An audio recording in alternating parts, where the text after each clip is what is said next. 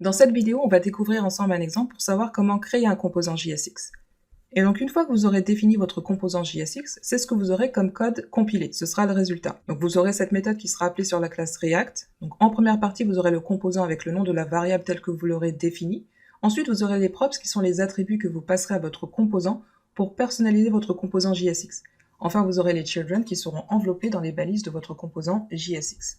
Et pour pouvoir créer notre composant JSX correctement, il faudra retenir et appliquer ces quelques règles qui sont d'importer obligatoirement la bibliothèque React dans le scope du fichier où vous définissez le composant JSX. Et pour que ça fonctionne correctement, lorsque le code est compilé, vous devez retenir et appliquer les règles suivantes lorsque vous définissez un composant JSX. Votre composant doit commencer par une majuscule pour qu'il soit reconnu et qu'on puisse faire référence à ce type JSX dans le code compilé. Enfin, votre composant peut contenir des props qui sont des attributs qui vont permettre de personnaliser votre composant et de personnaliser le rendu visuel de votre composant. Et donc voici le résultat du composant que nous allons réaliser ensemble. Il s'agit d'un bouton. Donc vous aurez un bouton avec cette interface, avec un texte où l'on pourra lire Click Me, avec de la couleur purple. Donc on va passer des attributs pour personnaliser ce bouton.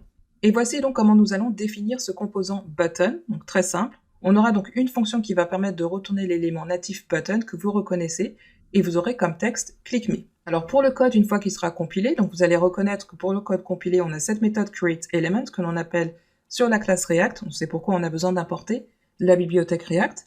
En premier lieu, donc ce sera la variable telle que l'on aura définie pour définir notre composant de type JSX.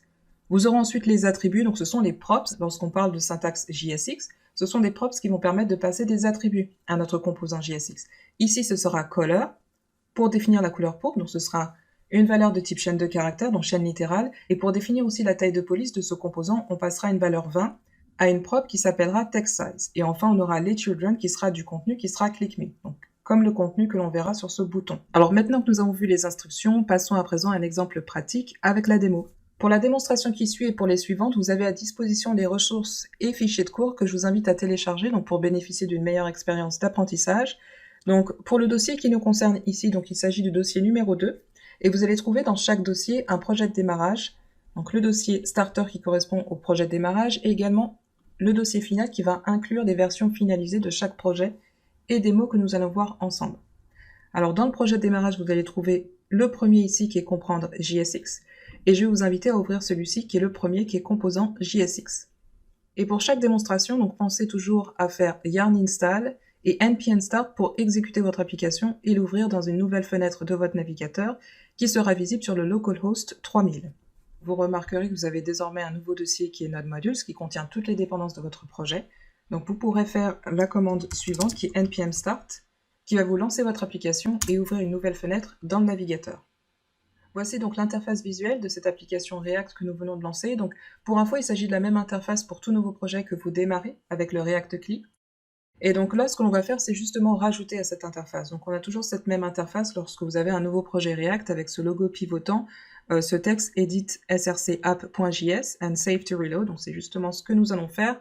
On va modifier ce app.js et on va rajouter un nouveau bouton sur juste en dessous de ce texte où l'on peut lire Learn React. Donc ce lien d'ailleurs qui renvoie à la documentation officielle de React. Donc on va faire ça de suite. On va éditer ce app.js. Donc voici le app.js, donc là on a ce composant de départ qui est app, fonction app, donc ce qu'on va faire c'est en rajouter un nouveau juste au-dessus. Donc pareil, on va le définir comme fonction, c'est une fonction en fait, et on va l'appeler, très simple, button. Et donc cette fonction button, elle va nous retourner un composant, donc un élément natif que l'on connaît bien qui est button, pour pouvoir créer et retourner un button. Et donc on aura comme texte,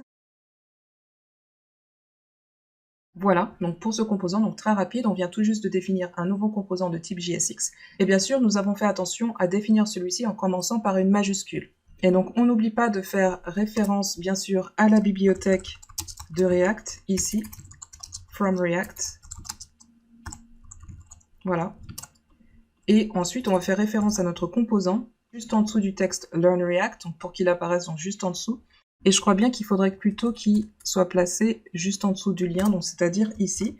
Donc on va faire référence à notre nouveau composant button, voilà. Et il s'agira d'une balise auto-fermante puisqu'on n'a pas rajouté de children pour l'instant. Donc on a juste retourné un élément button, très simple, pas de props, ni rien d'autre, donc c'est vraiment un bouton tout simple. On va voir le résultat maintenant dans le navigateur.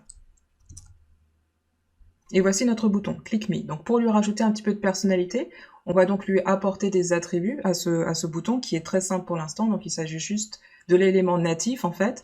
Donc ce qu'on va faire, c'est lui rajouter un petit peu de couleur, peut-être du padding. Et donc on va faire ça au moyen des props. Donc ce que je vais faire ici, c'est créer un nouvel objet que je vais appeler style, qui va contenir donc des propriétés. Voilà, donc je vais les définir donc tout d'abord donc pour la couleur, donc ce sera purple, comme on a vu dans nos instructions. Je vais aussi lui apporter un petit peu de padding à ce bouton, qui soit un peu plus large, et donc je vais juste lui passer la valeur 10, ce sera très simple. Et donc une fois que c'est fait, ce que je vais faire ici, donc je ne vais pas oublier de mettre props ici dans le scope de ce composant uniquement. Et je vais passer ici une seule propriété qui sera props, style. Donc une seule props que l'on va nommer style, voilà. Et on va retrouver nos props et on va passer ici à style qui est en fait donc l'attribut style qui appartient à tous les éléments natifs HTML. On va donc lui transmettre props style. Voici. Alors on va voir ce que ça donne maintenant dans le navigateur. Voici, donc là on peut voir qu'on a de la couleur et en plus on a du padding, ce qui rajoute un petit peu plus de relief et de prestance à notre bouton qui est un peu plus apparent. On peut lui rajouter également de la margin. Donc ce qu'on va faire, on va lui rajouter juste ici, toujours dans le même objet style, on va lui donner la valeur 10. Alors la chose que l'on n'a pas encore fait, parce que vous voyez qu'ici c'est du texte click me que l'on rajoute directement dans le composant, on voudrait que notre composant soit un petit peu plus flexible, c'est-à-dire que le texte soit passé au moyen des props, ce que l'on peut faire toujours avec les props. Ici, au lieu d'avoir le texte qui serait ici, on va faire children. Et plus précisément, ce sera props children. C'est-à-dire qu'ici, on va faire référence à des composants qui sont enfants, qui seront enveloppés par les balises du composant JSX. Alors, on retrouve ici où l'on a défini où l'on fait référence à notre button composant. Et désormais, on va avoir une balise d'ouverture et une autre de fermeture. Voilà, donc c'est proposé. Et donc, c'est ici que je vais faire référence au texte Click Me. Ce qui permet d'avoir un bouton donc, qui peut être réutilisable, auquel donc, je peux passer les textes que je souhaite. Donc, je pourrais avoir un bouton qui est Click Me et un autre qui dit Logout, par exemple. Ou alors Login, le texte que vous souhaitez. On va regarder ce que ça donne dans le navigateur. Alors, par contre, j'ai fait une typo. Pour children, on devrait lire en fait children. Pour que ça fonctionne, donc vous devriez inscrire children. Et donc là, on retourne dans le navigateur pour voir le résultat cette fois-ci. Et voici, donc là, on peut lire click me et login. Et rappelez-vous aussi, on avait vu dans les instructions précédentes qu'on pouvait apporter aussi des attributs donc, concernant la taille de police. Donc c'est ce que l'on va faire. Par exemple, pour le click me, je souhaite qu'il soit plus imposant et plus apparent. Et donc je vais passer une valeur à ce composant qui permettra de déterminer la taille de police pour ce bouton en particulier.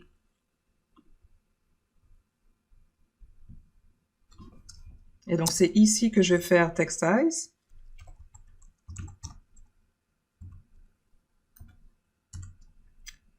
Auquel je vais passer donc la valeur 20. Et par contre, je ne vais pas le faire pour login. Et donc c'est une fois à l'intérieur de mon composant button. Je vais faire ici, étant donné qu'on aura déjà du style ici, je vais faire un spread operator qui va permettre de merger, donc différentes valeurs que je peux passer à l'attribut transmettre, à l'attribut style. Et ici, je vais préciser font size, donc il s'agit, donc ce sera avec une lettre capitale, puisqu'il s'agit de la syntaxe camel case. Et donc là, on va transmettre comme valeur props, et donc on avait dit que c'était text size.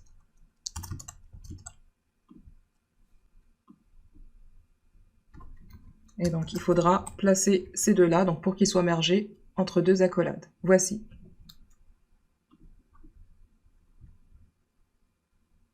Donc voyons tout de suite le résultat dans le navigateur encore une fois.